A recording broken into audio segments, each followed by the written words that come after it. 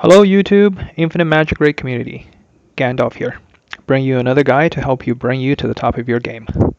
So what we got for you today is a guide on Wuthering Coast. This is the newest content that was released this week. I know lots of you are out there trying to figure out what is the best composition based on the heroes that you have available. So I thought I'd put together a quick guide for you to help you go through this process.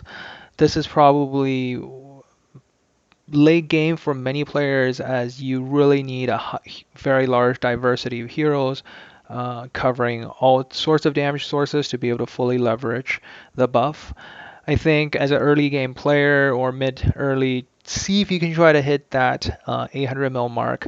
Optimize on 2 to 3 teams to try to hit that mark because the buffs are pretty significant. If you're able to do, say, 500 mil on the prior world boss events where you have 3 teams where you can't use heroes repeatedly, I think you have a pretty good shot at getting that 500 reward mark. And the reason, sorry, go to that 800 reward mark because I think if you look at the rewards, I think the most important part is you want to aim for here, where your guarantee a skill scroll is 800 mil. You have 5 teams. Most of your guild bosses, if you're able to do over 200 mil on guild boss 5, you have a pretty good shot, especially if you have a good diversity of pools. You do get the massive buffs, and survivability is not much of an issue on this boss. So it's really about how to leverage each damage type appropriately, and then optimize your team around that. Don't be scared by the freeze. Don't be scared of all the strips coming from the boss or the attack down defense. It's actually not that big of a deal. It does reduce your damage output a little bit, but in general it didn't create survivability issues as long as you just have one healer or some source of healing or shielding that's consistently coming in. As a whale player, you should probably aim for this level, which gives you a little bit more chance of going at this. And if you're a Kraken, I think you can try to go for this. But looking at our guild team result, I'll show you briefly. Very few players have hit this mark. So if you look at our guild right now ranking, okay, so I think Mystic just got a little more, but right now we're almost finished the event. I think we still have one more person that haven't attacked yet, so we might be finishing top here. If you look at our individual results, from our guild alone. But even looking at all the different zones, right? Very few players actually cleared the 3.2 mil mark. I think 5 players have made it in our guild. I mean, most of us are up. Like 3 players made it over the 3 mil mark. I'm here. Most of the player barely got over the 2 mil mark, and these people are with like 60 plus. A5s, fully built, scaled out. So what I'm going to do today is talk over the different team composition and how do you want to, think about what heroes you can use based on what's available to you. Really take advantage of really what you're looking for is certain buffs on your team and certain debuffs on your team. And what you want to focus on is taking as many turns as you can and trying to do damage on your turn as opposed to waiting for your opponent's turn. This is the common mistake in team composition because most of the time, if you're stacking one type of debuff, whether it be poison, bleed, or HP burn, you're going to be at the max number of debuffs. So there's no point to put like Amelia and a Sigmund and a Loof and a Hoff and whatnot on the same team because you're going to be just ticking at the boss's turn. So at most, even if you get 5 stacks, that's the most amount of damage you're going to do. You really need to be looking for heroes that can trigger the dot damage on the enemy's on your own turn, not waiting for the enemy to take a turn to trigger that damage. You need to do damage proactively on your turn, and also how to amplify and beef up your damage. And what you're looking for is for these particular buffs that increase the damage taken. So for burn, you want to look for deep burnt. You want to look for deep poisoning, heavy bleed. Unfortunately, with heavy bleed, there's only one hero, which was recently released, that has that. Does really beef up your and drastically increase your bleed team's damage. If you're not able to get good synergy, so for example, if you don't have a lot of these heroes, for example, bleed is the tricky one because yes, you can get a Lucia, but realistically, triggering bleed on your own turn is a little bit hard. So if you don't have a Nidroid, if you don't have a If you don't have a Lysander, Lysander is great because it's all the damage is directly on your turn. You basically do damage every time when you take a turn. You're better off potentially looking at the 6 combo, which is to get a bleed, get your HP burn, and get a poison of some sort.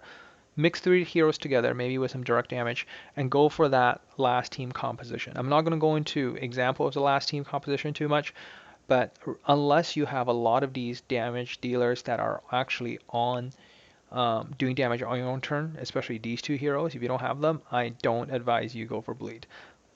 Similarly for HP burn, you really want to use this hero, uh, and Honjin in the Brotherhood faction. If you don't have her, where you're gonna run into the problem is, again, you're gonna be a high number of stacks, but you're not gonna be triggering them. Yes, Hizanja can trigger the bleeds every 4 turns, but that's nowhere near the type of damage she's able to do because she's doing all sorts of direct HP damage on your turn. Same with Quinlan, you're going to be doing those type of damage, and the strategy here is you want to be looking for speed up. So really, the boss's speed is 2100. With speed up 40%, you're going to be around the 3000 speed for most heroes, and you're going to be taking 1.5 turn for every boss turn. So you really want to take advantage again. Doing damage on your turn. I can't emphasize that enough for the strategy to maximize your damage. Okay, so let's go now go over every single category and talk about what kind of heroes are really good to use. How do you want to set up your team? If you haven't checked out my PvP video series, you really should do that. I mean, it's the same concept where you're talking about direct damage. Then you want to amplify that. You want to do some sort of damage proactively. You want to amplify that damage, and then you further multiply it with speed advantage. So never try to build a team with just say, hey, let's grab 5 direct damage dealers and throw them on a team with, or maybe 4 with a heal. It's definitely not going to do as well as putting 1 and really amplifying up, taking a lot of extra turn and getting that hero to hit over and over again. You're going to get way more from multiplicative effects than additive effects, right? And it's easier to gear as well. For example, you can put all of your attack and damage into a Lucifer and get a whole bunch of extra turns on his base attack by using something like a Whistler combined with a Ben Austin. So Ben Austin and Whistler can be built with super high speed, and they're just getting Lucifer to do joint attack over and over again, way more than relying on Lucifer to take his own turn to do the damage. So understanding these concepts will help you build much more effective teams around it. So I'm not going to go too much into each hero. What I'll probably do is spend some time talking about maybe highlighting a few of them. What are the really good heroes? I am hoping to be able to do a tier list for you guys soon, hopefully in collaboration with a very big streamer. You probably all know who that is in the Infinite Magicraid community. Looking forward to doing that video with him. But in the meantime, we're really looking at composition and strategy and identifying what are some of the key heroes required for a composition. So if you don't have some of these heroes, you should probably you're better off building a stronger team, trying to maximize the damage from one team as opposed to trying to spread it out across 5 teams. That's probably an easier strategy to hit those 800 mil marks as you're starting out. Once you're trying to aim for the 1.6 billion mark, you really have to have a really good diverse pool of heroes to be able to achieve that and really have strength in every one of these categories. So off the bat, direct damage, the 2 biggest direct damage dealer is Lucifer and Ikina here. Both ideally you have E3 where each exclusive do a lot of damage. Ikina is huge because this allows her stack to go to 50. So if you don't have one of these heroes, and if you really have to do a direct damage team, pick any direct damaging hero that has a decent high multiplier on their basic attack. So look for something that has around anywhere between 450 to, yeah, trying to aim, see if you can find one with 450.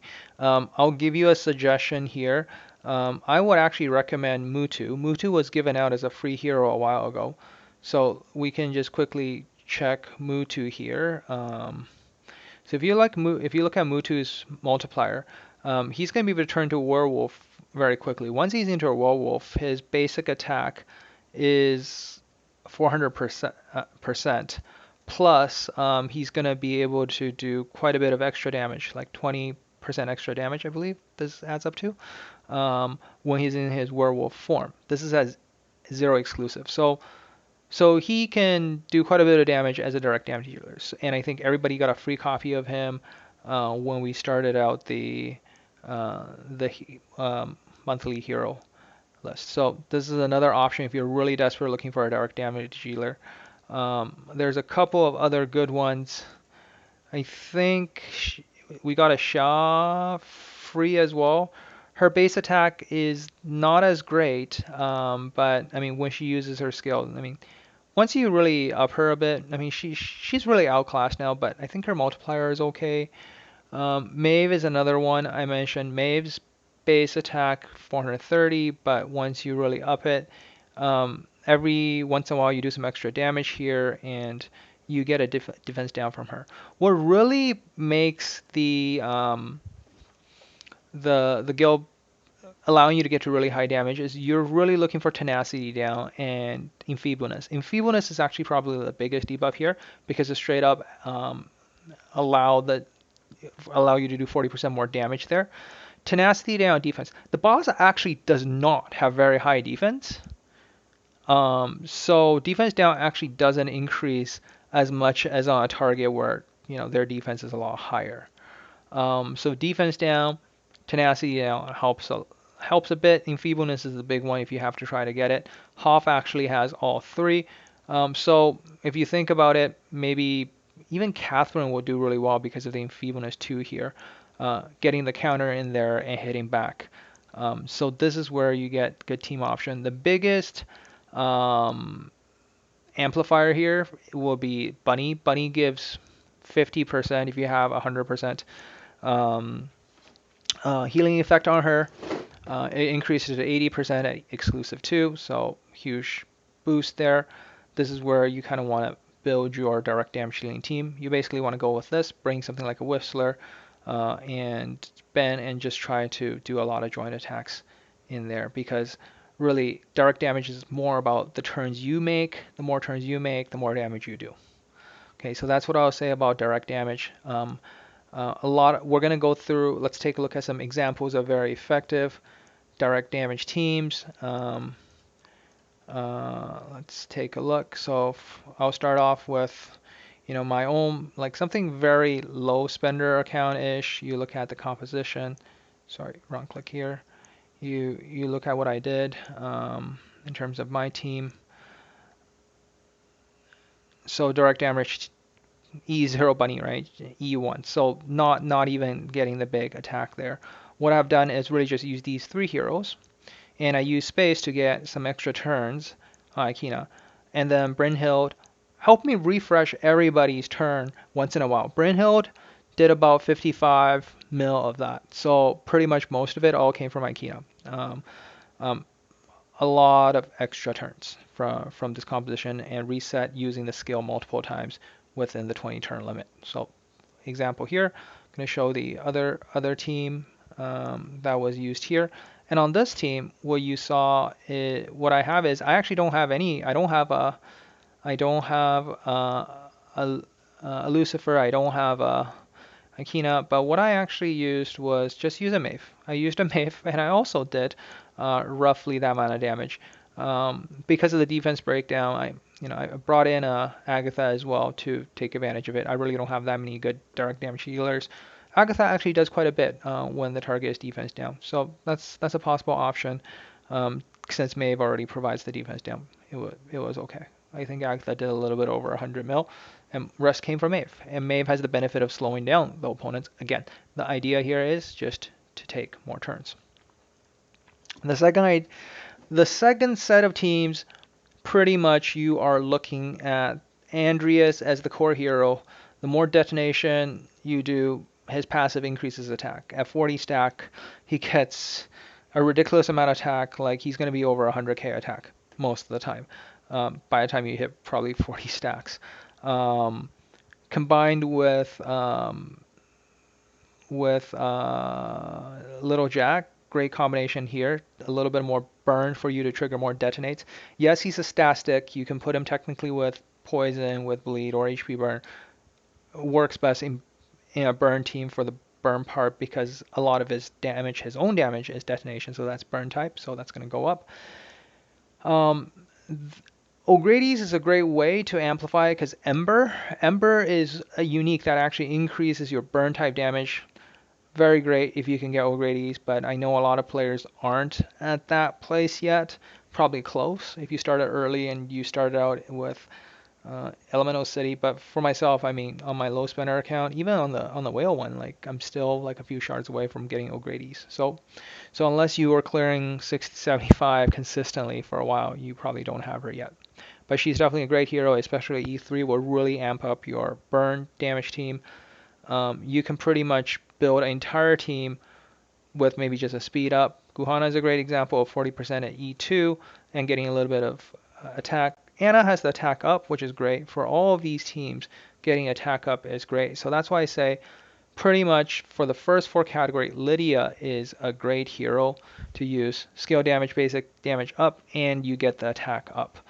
And you get the cooldown reduction too. So whichever team can really benefit from taking a lot of turns and turn casting and doing damage proactively on your own turn, put Lydia in that team. So a lot of people, we can go back and take a quick look at some of the top players in the game. Klee here, direct damage team, 1.7 billion alone, right?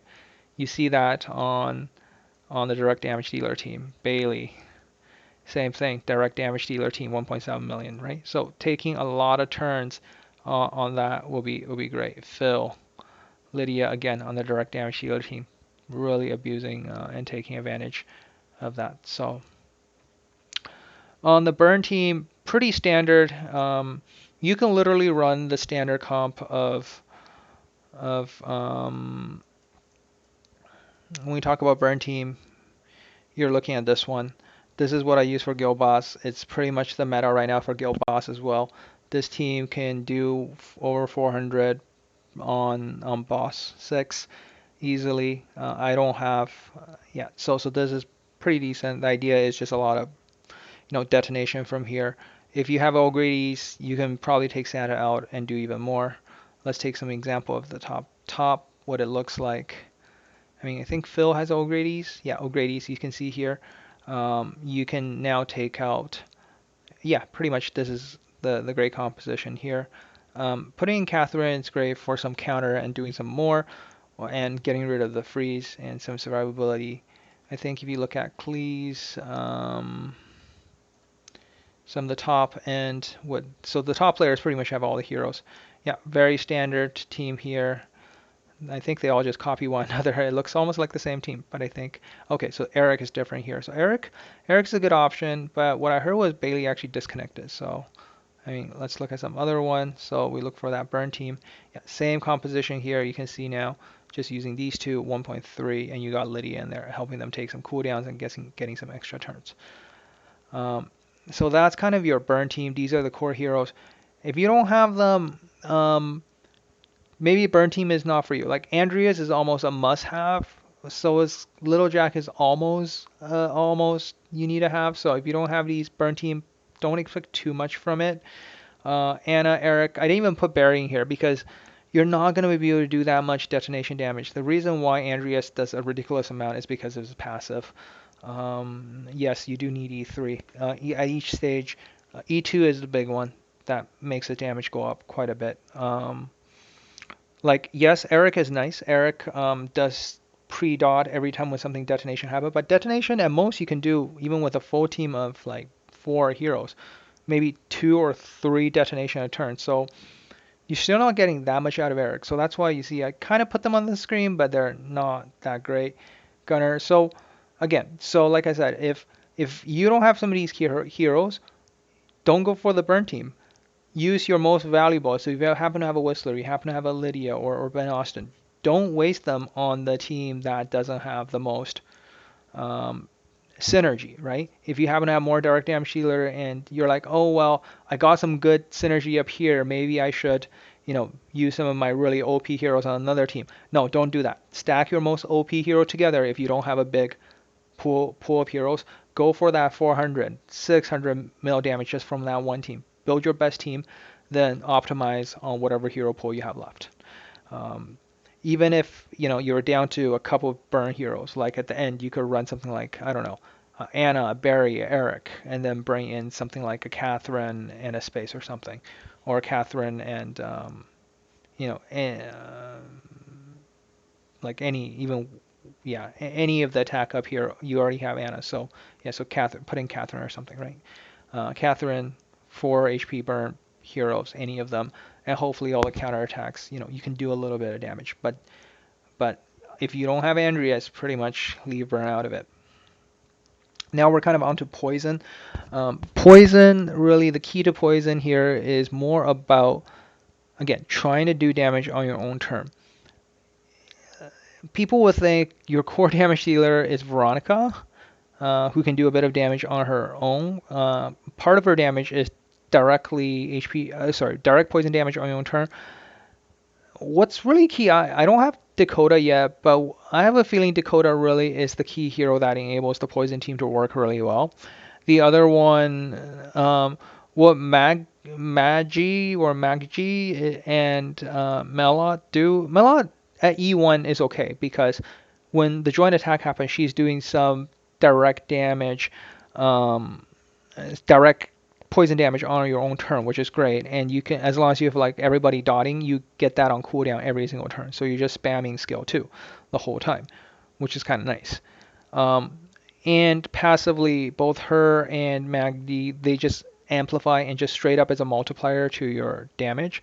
So I mean, the optimal team to run is the 5 poisoners. You have these 3 plus these 2 probably is your most optimal team. If you don't have all of them, especially Dakota, you're going to be running to a situation where you're going to try to trigger poison on your own turn. So if you don't have Nita, right, but you happen to have Veronica, it's a good start. So say Veronica, Maggie, and Melot, and then you can bring in some heroes that trigger and do damage, trigger the layers of dot on your own turn. So Melissa is a 3-turn cooldown for triggering up to 6 layers of dots.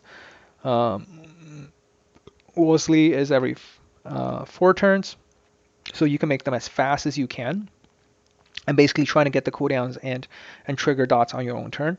Walter, same idea, 4-turn cooldown, but passively you can increase all poison damage, I think by 15% or something like that. So that's another multiplier on top for the rest of your team. Because again, like I said, you're going to be at full 10 stacks. The most you can trigger on your opponent's turn is only 10 stacks. So the damage has to come from proactively triggering it. So that's why these heroes are great. Dakota is key here because Dakota can, I think, remove all of the poison debuff in exchange for damage and stacking it all up over and over again for more damage. So this is a key hero to enable high damage on a poison team. Quick example, again, you're going to see these heroes on... I didn't have a great here. I don't have a great damage on mine, so for reference, let's start with the worst. For reference, like my poison team, not that great, right? Like only 200 mil here. So, and it was like about 50-50 split on these two between Nita and Veronica. On my other account, I did 150 mil, which was even worse. I had a Walter and Anita there. So even trying to trigger on my own turn didn't get the results. If you look at top end team for poison, this is what it looks like. These 5 heroes, 505 mil. You look at Klee pushing it to the max, able to do a bill, right? So again, the same 5 hero, but the key here is really it comes a lot from Dakota. To be able to remove all those buffs, the multiplier effect. So Melot, as fast as you can, do skill 2, skill 2, skill 2 to pull the damage from her own through, right? So this is where it's really coming from. Okay, so we're done poison. Now let's talk about bleed. So bleed damage really, again, comes from Lysander and Nidroid are the 2 that you basically want them to take as many turns as possible. Their damage mostly is converted to bleed damage and is happening on your turn, not relying on the enemy's turn. Macken is a weaker version. Nidroid, but still okay for bleed damage. Then you got triggering like high damage coming from Lucia is definitely true, but again, most of it is still relying on the enemy to take a turn. Yes, you can trigger when you have high crit, but building a Lucia with near 100% crit to get those 6 triggers, not happening for most players. Here's 3 other heroes that can trigger bleed on the opponent's turn. If you're really desperate and you're out of options, you can try to build a bleed team around it. Not optimal. Key heroes you need for here is like these 2. So very similar to the burn team. You need Andreas. I highly recommend you avoid the bleed team unless you got like maybe 2 out of 3 heroes here. What really makes bleed team strong is Chardonnay because of the heavy bleed there. This is just straight up 50% more damage for your bleeders. Very important for making it happen. Let's take a look at the top teams again. I didn't even use a bleed team on mine, I don't think. But if you look at it, see Chardonnay, but you're still at 500 and 850. So that's a lot, right? I think he screwed up somehow because I think he meant to put these 2 in the other spots. I'm pretty sure the damage will be much higher. Let's look at Bailey. I think Bailey might have gotten it right. Okay, Bailey didn't actually bother. Oh, there's Bailey's bleed team, but I didn't see a Nidorite. Okay, so this is interesting. So using Seth to boost the Chardonnay's damage. Very interesting. Let's look at Phil. Did Phil run? Okay, Phil's damage wasn't that high. So see the difference here? Trying to trigger versus doing damage on the enemy's turn is completely different. Do we have a good example of bleed? No. Most people didn't get their bleed teams right. I'm not the one to say because I don't really have those kind of heroes. But yeah, not a lot of people got their bleed team sorted out. Let's see within our guild. I mean,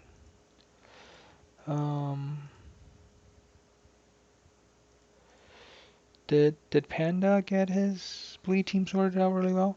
Okay, so here's decent, right? 500 mil from just triggering. So mostly Lindroid and these 2 triggering.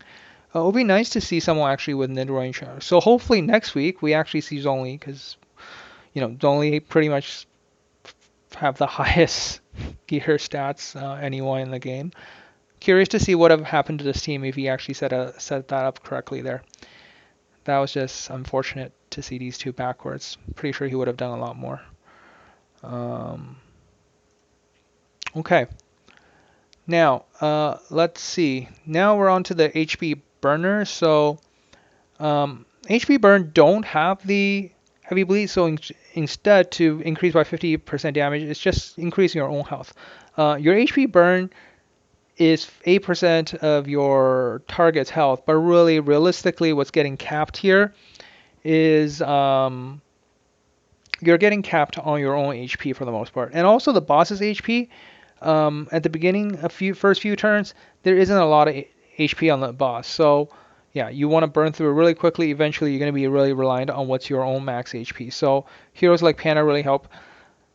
Some people will be tempted to use Nordak, but realistically Nordak is not going to boost his HP that much. It's only 15% of his own HP after 3 turns. So Panda is the main one. But I can't remember if there are other heroes that actually give you a full 50%. Those are also great options too. She is the main damage dealer because she can do a lot of HP burn on your own turn. Quinlan can sort of do it a little bit with skill 2 and skill 3, but it's definitely not as much as her. So these are actually the heroes that can do a lot of HP burn. So bleed and HP burn are the tricky ones often. People might want to use them as the mixed damage team as the last option.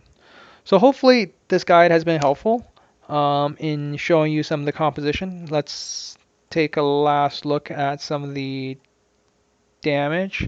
I mean, for my own team, my HP burn team wasn't that great.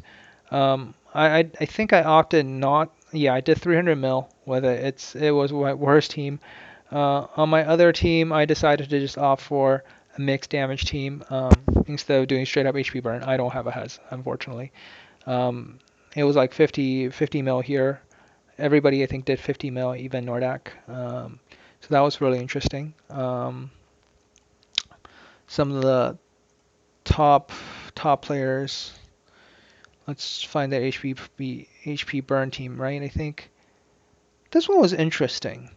This one's really interesting. So this is a great example of I wonder what a Bailey would have done if he used Panda here instead of Nordak. I mean, it is the first week, to be fair, right? Like, people are still figuring out their team. They haven't got the whole optimal team set up here. I'll be really curious to see how much damage can be done here because Focus has over and over again triggering those with full stack. This is a lot of damage. Plus Marvel reducing turn meter down again. Panda will give you more HP boost for the whole team than Nordak in the long run because Nordak, again, is only for the first few turns that you get 35% boost of his own HP. So yeah. So I guess if you're at top end, you could hit a bill. Oh wait, I just realized he disconnected on this one. That's not a million. Or yeah, what am I talking about? So this is not a. Yeah, curious to know what his last team would have done. We'll find out next week. Hopefully he can also switch that up a bit. HP burn team, HP burn. We didn't see HP burn team with him. See revolution. Yeah, see this again was a mixed team. People trying to avoid the HP burn because it's a little bit hard to get the HP burn there, right? Because it's so hard to do the damage on your own turn. Maybe people haven't got her built out yet. Drew, I mean maybe with her with higher exclusives. Could be pushing farther. I can't tell if this was HP burn or if this was the mixed damage team. Could be the mixed damage team actually. All right, so hopefully, really now thinking about how you can build your team, you don't have to struggle about, how to come up with 25 different heroes that optimize your damage. Hope this helps everyone out, and hopefully see you guys get some of those mythic scales to get some mythic gear. Good luck, everyone, and Gandalf out.